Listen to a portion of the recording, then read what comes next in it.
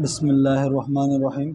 आज एक third unit start करने वाले एनाटमी फिजियोलॉजी का स्केलेटन सिस्टम क्या है इसके बारे में डिस्कस करते हैं। ठीक है, ये डाउ की पीपीटी है, इसमें हम डिस्कस करते हैं कि स्केलेटन सिस्टम क्या है, इसके अंदर कौन कौन से स्ट्रक्चर होते हैं, कौन कौन से बोन होते हैं, उन बोन्स का क्या क्या फंक्शन होता है और इसमें ह्यूमन स्केलेटन को कितने हिस्सों में डिवाइड किया गया है, इस बारे में हम इसको डिस्कस कर देंगे। ये पार्ट 1 है, इसके बाद पार्ट 2 को हम डिफ़ाइन करेंगे। ये कुछ ऑब्जेक्टिव हैं। अच्छा, ह्यूमन स्केलेटन की अगर मैं आपको बताता चलूँ तो ह्यूमन स्केलेटन क्या है, basically the framework of the body and consisting of the bones and other connective tissue which is a protect and support the body tissue and internal organs। इसमें बताया गया है कि ह्यूमन स्केलेटन जो है basically एक फ्रेमवर्क प्रोवाइड करवाता है हमारी बॉडी को। ठीक है, और उसके साथ साथ अगर इसकी मैं बात, कुछ कनेक्टिव टिश्यू से मिलकर बना हुआ होता है। और ये जो है स्केलेटन सिस्टम है, ये हमारे इंटरनल जो ऑर्गन्स होते हैं बेसिकली ये उनको भी प्रोटेक्ट करता है, हमारे इंटरनल ऑर्गन्स को भी प्रोटेक्ट करता है। मिसाल के तौर पर जैसे हमारे हार्ट हो गए, हमारे लंग्स हो गए, ब्रेन हो गए, इस तरह इंटरनल ऑर्गन को भी ये हमारा स्केलेटन सिस्टम प्रोटेक्ट करता है। ये कुछ एक ढांचा दिया गया है, एक स्ट्रक्चर दिया गया है स्केलेटन सिस्टम का। आगे डिस्कस करते हैं कि स्केलेटन सिस्टम क्या है। पार्ट ऑफ स्केलेटन सिस्टम की अगर हम बात करते हैं तो इसमें बोन्स होते हैं, जॉइंट्स, कार्टिलेज एंड लिगामेंट्स पर ये मुश्तमिल है हमारा ये स्केलेटन सिस्टम। लिगामेंट्स क्या होते हैं, बेसिकली दो बोन को आपस में एक दूसरे के साथ जो चीज़ कनेक्ट करती है उसको हम लिगामेंट्स कहते हैं। और बोन और मसल को जो चीज़ आपस में कनेक्ट करके रखती है उसको हम टेंडन कहते हैं। ये एमसीक्यूज आप लोगों ने जहन में रखने हैं। ह्यूमन स्केलेटन को दो हिस्सों में डिवाइड किया गया है, एक्सियल स्केलेटन और अपेंडिकुलर स्केलेटन। आगे डिस्कस करते हैं कि एक्सियल स्केलेटन क्या है, अपेंडिकुलर स्केलेटन क्या है। फंक्शन ऑफ बोन की अगर मैं बात करता हूँ तो बोन जो होता है बेसिकली हमारे जो बोन जो होते हैं सपोर्ट करते हैं हमारी बॉडी को, इंटरनल ऑर्गन्स को प्रोटेक्ट करते हैं। सॉफ्ट ऑर्गन जो मैंने आपको बताया कि हमारे ब्रेन को जैसे स्कल हो गया, क्रेनियम कैविटी, क्रेनियम हो गया, जैसे हमारे इंटरनल ब्रेन है उनको प्रोटेक्ट करती है, इस तरह सॉफ्ट ऑर्गन को प्रोटेक्ट करती है बोन्स। और ये मूवमेंट में भी बोन्स हेल्प करती है हमारे। ठीक है, और ये बोन जो होते हैं मिनरल्स, फैट्स, इनको भी स्टोर करके रखती है अपने पास, जैसे कि मिसाल के तौर पर कैल्शियम वगैरह हो गए, इन चीज़ों को भी स्टोर करके रखती है। और ब्लड सेल फॉर्मेशन भी करवाती है। ठीक है, बोन, ये बोन के फंक्शन है। ह्यूमन बॉडी की अगर मैं बात करूँ, the bone of the human body की अगर मैं बात करूँ, टोटल 206 बोन पर मुश्तमिल है ह्यूमन स्केलेटन। ये बेसिकली बोन की अगर मैं बात करूँ, दो टाइप के बोन टिश्यू होते हैं, एक होता है कम्पैक्ट बोन और दूसरा होता है स्पंजी बोन। कम्पैक्ट बोन मतलब सख्त होते हैं, कम्पैक्ट बोन जो होते हैं बिल्कुल कनेक्टिव टिश्यू से मिलकर बने होते हैं और ये सख्त बोन कहलाए जाते हैं, उसको हम कम्पैक्ट बोन कहते हैं। स्पंजी बोन जो होते हैं बेसिकली ये इसमें मैनी ओपन स्पेसिस होते हैं, कोकले जैसे होते हैं, इस तरह ये बोन होते हैं। और ये जो स्पंजी बोन होते हैं ये हमारे कम्पैक्ट बोन के अंदर होते हैं, बाद में आते हैं।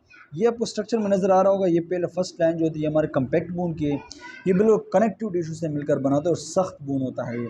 और उसके साथ बाद ये स्पंजी बोन आ जाते हैं। ठीक है, तो कम्पैक्ट बोन और स्पंजी बोन इस तरह होते हैं, हमारा ये बोन इस तरह मिलकर बना होते हैं, दो टिश्यू से मिलकर, एक कम्पैक्ट एक स्पंजी।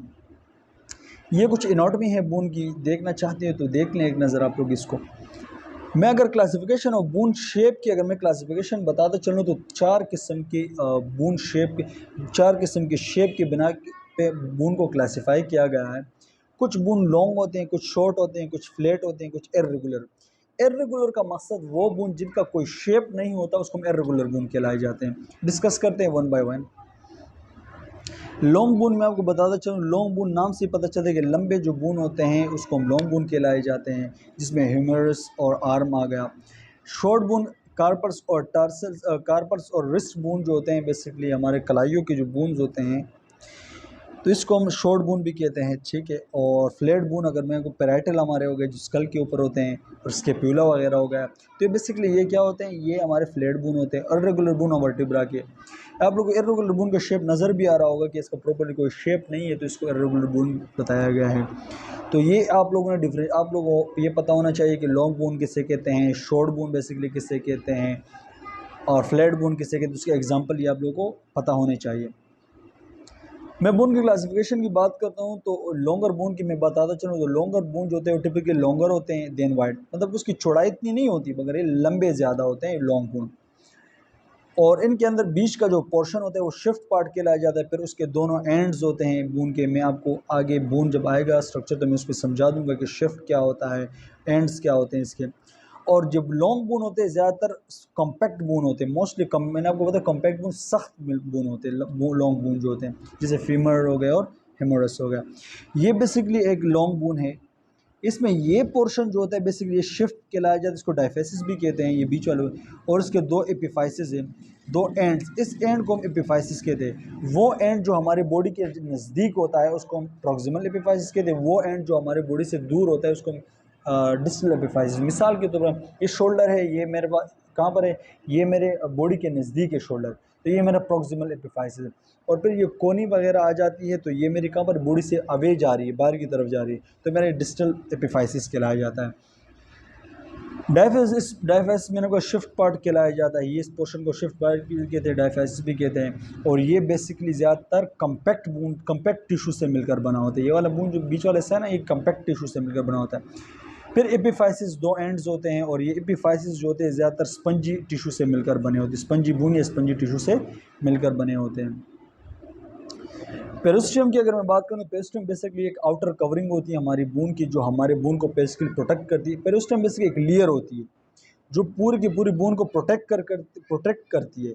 एक चारों तरफ उस बून के कवर किया होता है इस पेरिस्टियम ने, और हमारे बून को प्रोटेक्ट करती है। तो ये एमसीक्यूज आ सकते हैं, तो आप लोगों ने जहन में रखने हो। और ये पेरिस्टियम जो होती है बेसिकली फाइबर जो कनेक्टिव टिश्यू होते हैं, फिब्रस कनेक्टिव टिश्यू जो होते हैं उनसे मिलकर बनी हुई होती है। उसके बाद सेकंड जो लेयर आती है बून के अंदर वो शार्पी फाइबर्स आते हैं, जो इस पेरिस्टियम के नेक्स्ट लेयर जो होती है इसके नीचे, ये जो आपको नज़र आ रहा होगा ये वाला, ये पोर्शन जो होता है ये शार्पी फाइबर्स का होता है, ठीक है। और ये फर्स्ट लेयर जो होती है बेसिकली पेरिस्टियम होती है। फिर यहाँ पर आर्टरीज़ की बात है तो हमारे बून को जो न्यूट्रिएंट्स की सप्लाई मिलती है बेसिकली वो आर्टरीज़ के ज़रिए मिलती है। ये बताया गया है कि ये एपिफाइसिस आ गए दो, ठीक है। और ये बीच वाले शिफ्ट उसको डायफाइसिस भी कहलाए जाते हैं, ठीक है। और दूसरी बात यहाँ पर है कि इसके अंदर एक येलो मेरो भी पाया जाता है। ये आप लोगों ने जहन में रखना है कि इस शिफ्ट पार्ट के अंदर एक मेडुलरी कैविटी होती है, उस मेडुलरी कैविटी के अंदर येलो मेरो पाया जाता है। मैं शॉर्ट बून की बात करूँ तो जनरली क्यूब शेप होते हैं और मोस्टली स्पंजी बून या स्पंजी टिश्यू से मिलकर ये बने हुए होते हैं, जैसे कार्पल्स और टार्सल्स हो गए। फ्लैट बोन की बात करिए, थिन होते हैं और फ्लैटेंड होते हैं, पतले होते हैं और पेले हुए होते हैं, जैसे फ्लैटेंड होते हैं। और यूजुअली कर्व थोड़े से टेढ़े से होते हैं ये flat bone. Thin layer of compact bone around of the layer spongy bone. इस स्पंजी बोन से तो ये मिलकर बने होते हैं, मगर इस स्पंजी बोन के ऊपर पर एक छोटी सी एक कंपैक्ट बोन की, सख्त बोन की एक लेयर भी गई हुई होती है जो इस स्पंजी बोन को प्रोटेक्ट करती है। Example skull, ribs and sternum, ये एग्जाम्पल है फ्लैट बोन की। ये आप लोगों ने एग्जाम्पल सबके long bone, short bone, irregular bone, इनके एग्जाम्पल आप लोगों ने जहन में रखने, इससे एमसीक्यूज आ सकता है। इर्रेगुलर बोन नाम से पता है इर्रेगुलर शेप होगा उसका। Do not fit into another bone, classify the categories and example vertebra and hip. Basically irregular bone जो होता है इसका कोई शेप वगैरह नहीं होता और ये दूसरे बोन के अंदर भी प्रॉपरली फिट नहीं होते, तो इसको इसलिए इर्रेगुलर बोन कहलाया गया है। वर्टिब्रा और हिप। सरफेस फीचर की अगर बात करें, सरफेस फीचर में क्या होता है बेस में, सरफेस जो बोन है बेसिकली ये सरफेस मसल्स, टेंडन, लिगामेंट, इनके साथ ये अटैचमेंट होता है। ब्लड वेसल, नर्व वेसल, ये इस सरफेस के ऊपर मूव हुए होते हैं इस बोन के। ये कुछ सरफेस फीचर बताए गए हैं। 3 किस्म के सेल्स होते हैं जिससे बोन बेसिकली बनता है, मिच्योर होता है, ब्रेक डाउन होता है। 3 किस्म के सेल पर मुश्तमिल है, ओस्टियोसाइट्स, ओस्टियोब्लास्ट और ओस्टियोक्लास्ट। ओस्टियोसाइट्स वो सेल्स होते हैं बेसिकली बून सेल्स को मिच्योर करने के वाले जो सेल्स होते हैं, बून सेल्स होते हैं, उनको जो मिच्योर करने वाले सेल होते हैं वो उसको क्या कहते हैं, ओस्टियोसाइट्स कहते हैं। ओस्टियोब्लास्ट बून फॉर्मिंग सेल, ये ओस्टियोब्लास्ट वो सेल होते हैं जो बून को बनाते हैं, बून्स को बनाने वाले सेल जो होते हैं ओस्टियोब्लास्ट कहलाए जाते हैं। ओस्टियोक्लास्ट वो सेल होते हैं जो बून को ब्रेक डाउन करते हैं, बून को ब्रेक डाउन करने वाले सेल ऑस्टियोक्लास्ट कहलाए जाते हैं। तो ये आप लोगों ने जहन में रखने से एमसीक्यूज आ सकते हैं। ये बेसिकली ऑस्टियोक्लास्ट क्या करते हैं, बोन को रिमॉडलिंग कर लेके रिमॉडलिंग के लिए ब्रेक डाउन करते हैं, या कैल्शियम रिलीज करने के लिए ब्रेक डाउन करते हैं बोन को। बोन को रिमॉडलिंग करने के लिए दो सेल की ज़रूरत होती है, एक ऑस्टियोक्लास्ट एस्टोब्लास्ट, दोनों की ज़रूरत होती है बोन को रिमॉडलिंग करने के लिए। क्योंकि अगर ऑस्टियोक्लास्ट उसको ब्रेक डाउन कर रहा है तो उसको प्रॉपर शेप में दोबारा बनाने के लिए ऑस्टियोब्लास्ट की ज़रूरत होती है।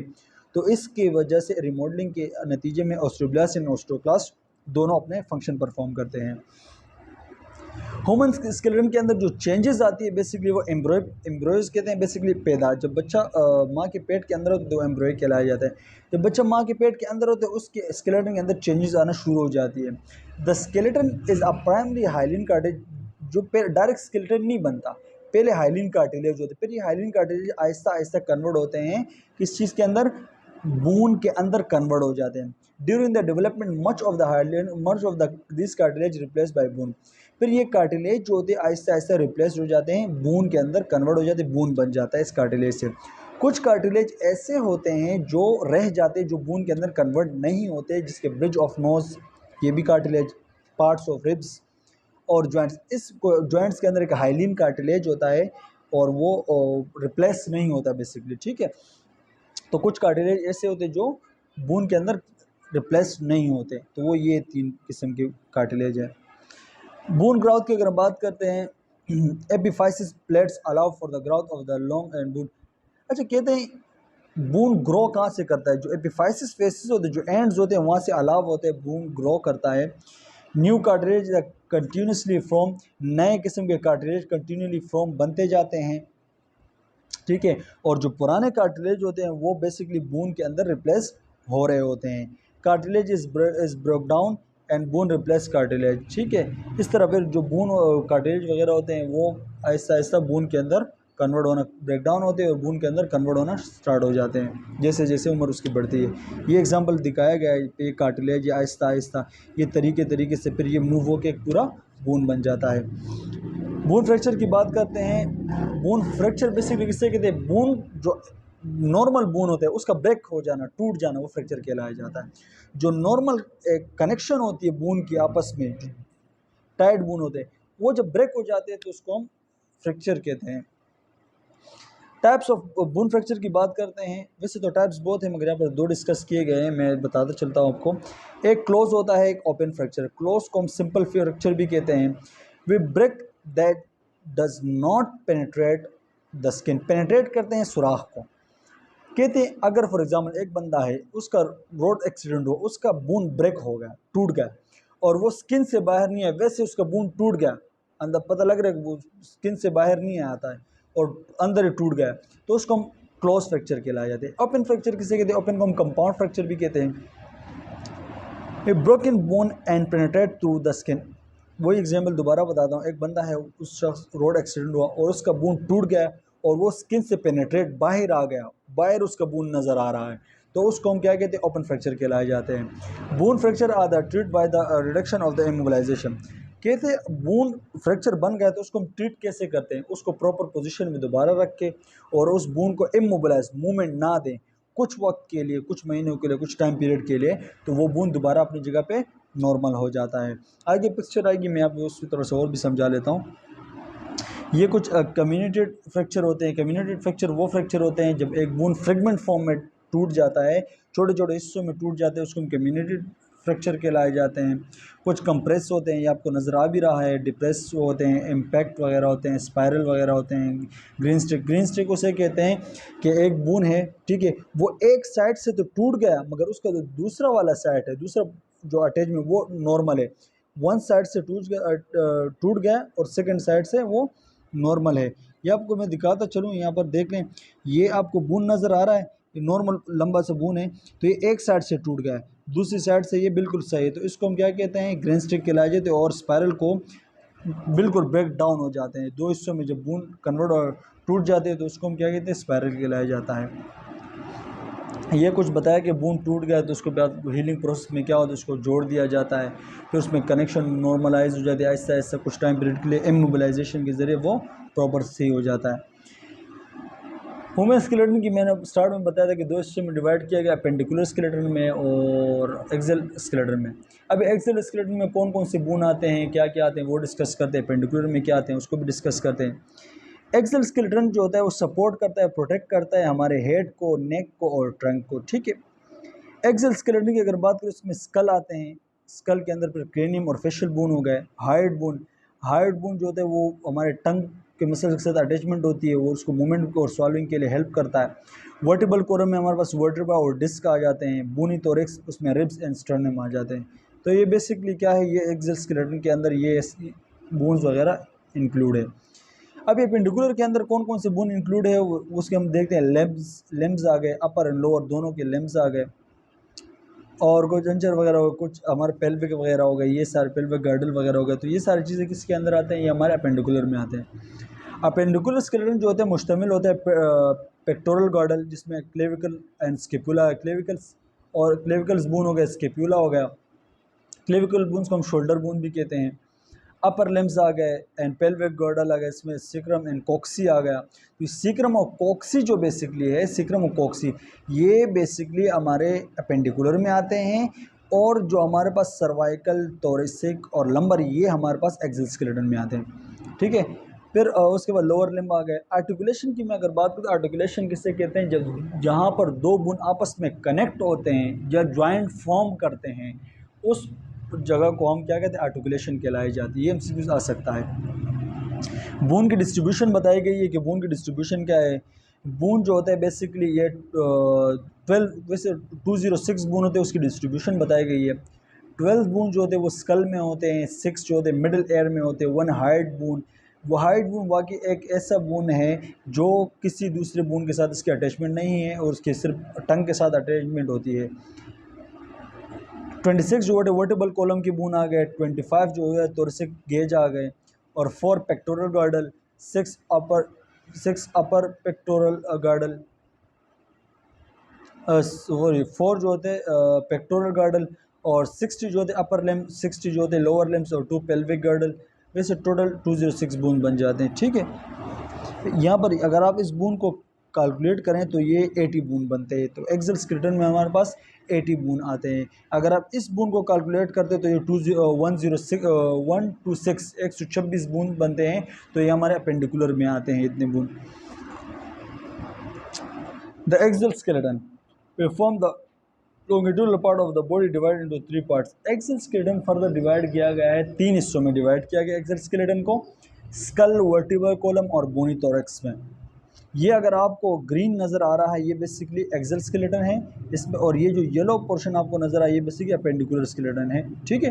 तो एक्सेल स्केलेटन में कितने बोन्स होते हैं, 80, और अपेंडिकुलर में 126 बोन।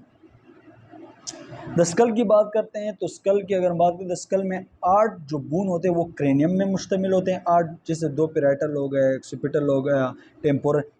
8 बोन जो होते हैं बेसिकली वो हमारे क्रेनियम में होते हैं, और 13 बोन जो होते हैं वो 13 वो फेशियल में मौजूद होते हैं, और एक मैंडिबुलर। मैंडिबल बोन की अगर मैं बात करूँ, ये वाहिद एक ऐसा बोन होता है हमारे स्कल के अंदर जो मूवमेंट करता है, मूवमेंट काज करता है। तो इसके एमसीक्यूज आ सकता है। क्रेनियम की बात करते हैं, क्रेनियम जो होता है हमारे ब्रेन को प्रोटेक्ट करता है, और हमारे उसके मसल्स की वजह से अटैच होता है, उस ब्रेन को प्रोटेक्शन करवाता है। ये कुछ आ गए पैराइटल वगैरह हो गए, फ्रंटल, ऑक्सीपिटल, ये कुछ आते हैं, ठीक है। ये हमारे पास मैंडिबुलर बोन हो गए, ये कुछ फेशियल्स बोन होते हैं। आप देख लें इसको तो बेहतर है आप लोगों के लिए। अच्छा, मैं अगर यहाँ पर स्विचर्स की बात करूँ, कुछ स्विचर्स होते हैं। स्विचर बेसिकली होता है किसे, हमारा फ्रंटल बोन है, ये 2 फ्रंटल पार्ट है। तो ये फ्रंटल पार्ट की अगर मैं बात, 2 फ्रंटल पार्ट आपस में तो अटैच होते हैं ना, तो ये अटैच किसकी वजह से होते हैं, तो फ्रंटल बोन जो आपस में अटैच होते हैं तो वो फ्रंटल स्विचर्स की वजह से अटैच होते हैं। और जो पैराइटल होते हैं बोन, ये दोनों पैराइटल बोन ये जो आपस में अटैच होते हैं, ये बेसिकली सैजिटल स्विचर्स के ज़रिए आपस में अटैच होते हैं। और 2 चीज़ें यहाँ पर वो होती है, इसको इंटीरियर फॉन्टेनल और एक पोस्टीरियर फॉन्टेनल कहते हैं।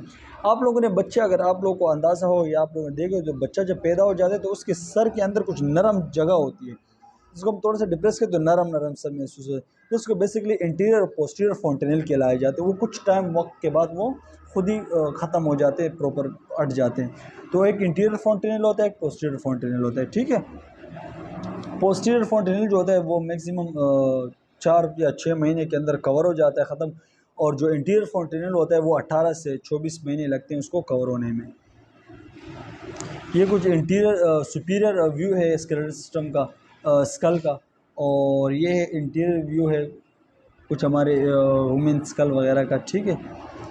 अच्छा, ये पैरानेजल साइनस की अगर मैं आपको बताता चलूँ तो 4 किस्म के पैरानेजल साइनस होते हैं। बेसिकली पैरानेजल साइनस होते क्या हैं, ये पहले तो यही बताओ। Hollow portion of the bone and surrounding the nasal cavity, हमारी जो नेजल कैविटी है होती है इसके अंदर, ये hollow portion of bone and surrounding the nasal cavity, हमारी जो नेजल कैविटी है इसके अंदर और सराउंडिंग में एक होलो स्ट्रक्चर मौजूद है, होलो पोर्शन होता है, खाली सा पोर्शन होता है, उस पोर्शन को हम पैरानेजल साइनस कहलाते हैं। बेसिकली 4 किस्म के पैरानेजल साइनस होते हैं। एक होता है फ्रंटल साइनस, एक होता है इथिमॉइड साइनस, और एक होता है स्फिनाइड और मैक्सिलरी साइनस। 4 किस्म के होते हैं, और ये साइनस बेसिकली हमारे प्रोडक्शन में जो वॉइस प्रोडक्शन होती है उसके अंदर हेल्प करते हैं। साउंड को बार जब हम बोलते हैं तो उसके अंदर ये हेल्प प्रोवाइड करवाती है।